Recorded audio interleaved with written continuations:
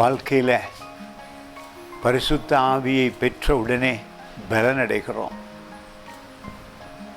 அந்த பலன் உங்களுக்குள்ளே வந்த உடனே எதிரிகளை விரட்ட முடியும், துன்பங்களை விரட்ட முடியும், வியாதிகளை விரட்ட முடியும், தைரியமாய் வாழ முடியும். பாருங்கள், இந்த வார்த்தை மிக அருமையானது.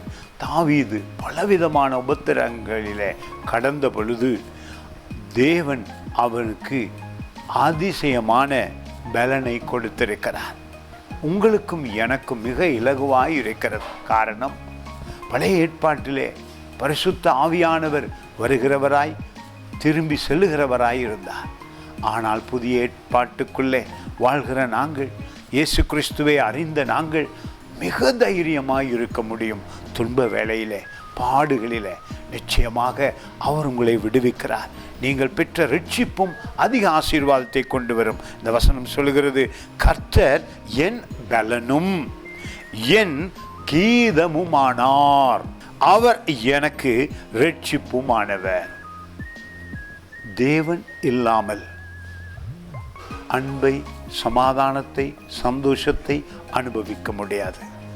தேவனை அறிகிற அறிவு வந்தவுடனே சமாதானம் பெருகுகின்றது, கிருபை அதிகரிக்கிறது. எனவேதான் இந்த நாளில் இந்த வார்த்தை உங்கள் உள்ளத்தில் நிச்சயம் ஒரு மாற்றத்தை கொண்டு வரும். சோர்ந்து போக வேண்டாம், கவலைப்பட வேண்டாம். தேவன் உங்களோடு இருக்கிறார். மிக முக்கியம், பாடி துதிப்பது, மகிழ்ந்திருப்பது. அதுதான் பரிசுத்த ஆவியானவர் உங்களுக்குள்ளே வரும் பொழுது சந்தோஷத்தையும் கொண்டு வருகிறார்.